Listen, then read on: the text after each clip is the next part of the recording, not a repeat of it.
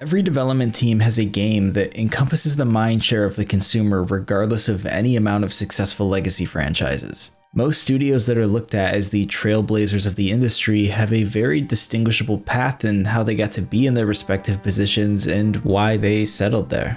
A game that overshadows everything that came before it by way of a culture explosion. At any rate of continued success, it's inevitable that this path will be crossed by many, and then everything changes, and it's permanent.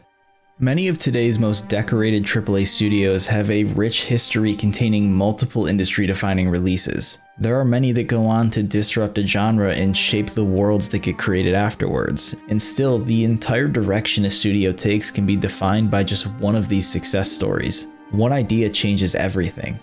Naughty Dog skyrocketed to worldwide acclaim via Uncharted before taking a huge risk on The Last of Us, a risk that in only 2 games has determined most of their output for the foreseeable future. Guerrilla Games' open world capitalization via Horizon has set in stone their focus until its world becomes our reality. These games don't possess the mindshare solely because they are the most recent releases. They've captured the mainstream enough to warrant TV shows, movies, and most importantly, sequels. Insomniac games find themselves at a heightened version of this crossroad. It's when an unstoppable IP clashes with a studio that feels like they were working up to this throughout their entire history.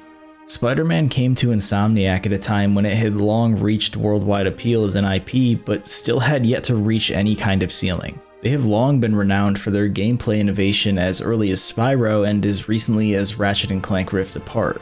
Many of Sony's first-party studios exist in a space of telling very dark, grounded stories that deliver on giving you a long list of things to work through as a human.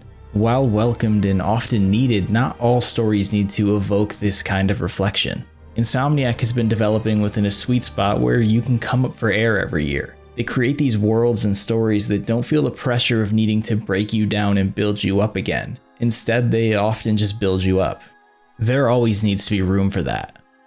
Bringing Spider-Man to life in a way that carries his essence and with respect to decades of work is a spectacular achievement, one that comes with a dilemma.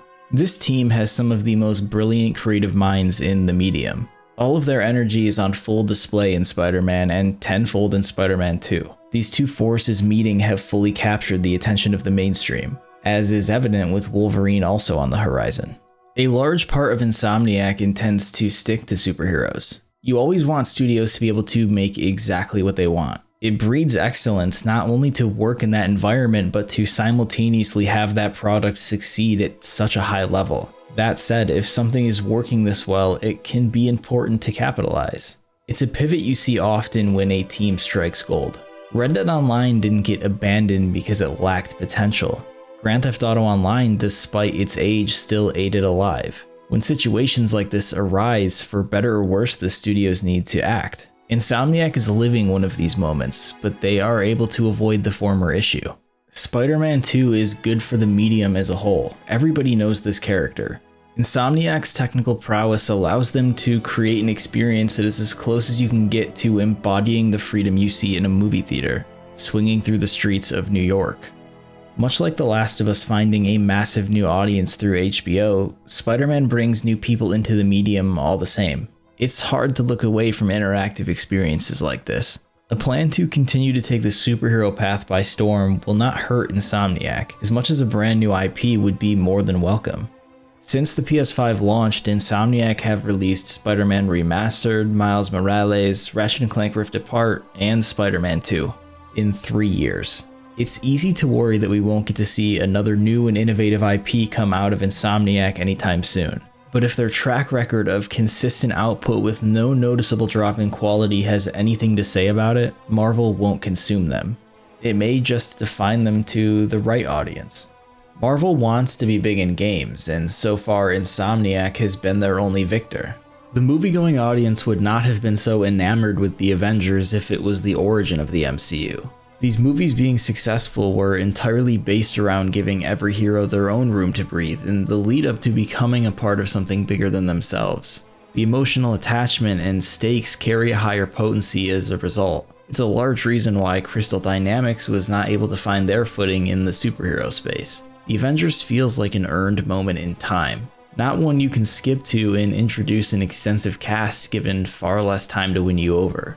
The Avengers do exist in Insomniac's Spider-Man, and their absence in New York had been vaguely explained in part 1 of his story. There's a reason that tower is there. There's no world where they don't intend to build this out, but it won't be easy to do. It's especially hard for other studios to create long-term attachment to these types of games when the two greatest success stories in the medium are the Arkham games and Insomniac's 2 Spider-Man games.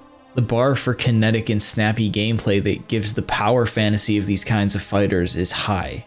Insomniac is currently Marvel's golden ticket to a long and favorable future in the AAA space, and they no doubt plan to keep using it. If Insomniac knows how to capture anything in their stories, it's heart, and they didn't acquire that ability recently. Heart is all superheroes really are. If it isn't injected directly into every aspect of these games, you will lose. They've spent decades putting these types of characters into the industry without skipping a beat. Their dive into superheroes didn't even start with Spider-Man, it started with Ratchet and Clank. Rift Apart was Insomniac's 8th mainline Ratchet and Clank game, and they still managed to prove without a doubt that this duo in this genre forever have a place in Sony's lineup. With each entry, they've found more ways to dig into the depth of a couple of characters that could get away with being no more than comic relief, and ending on a note that leaves you full of hope for an aged franchise by introducing a new character that earns their spot as a feature protagonist in Rivet, not too far off from Miles' role in Spider-Man. That groundwork is forever present as they push this genre forward. The history of the studio is projected on all of it. The long-term success of Spider-Man 2 will be largely telling in what Insomniac's role in the industry and in PlayStation's first-party portfolio becomes. They have this generation become Sony's most important studio. They have a workflow figured out that many other studios could benefit from, and they have a very profitable series that's just hitting its stride. Most importantly, the work environment appears to be as stable as ever. Where there's room to fill in PlayStation's yearly lineup, Insomniac have stepped up to the plate as superheroes in their own right. It hasn't gone unnoticed by the consumer. Spider-Man 2's sales numbers will no doubt be a reflection of it all. It's often said Sony allows their developers a choice in regards to where they direct their creativity. Developers under their umbrella have echoed the statement. Insomniac seem to be doing exactly what they want to be doing. With multiple teams at their disposal working no doubt on a variety of projects, they have successfully delivered to the largest audiences while also still finding time to take care of legacy. If there's any umbrella to be under, it's Insomniac's.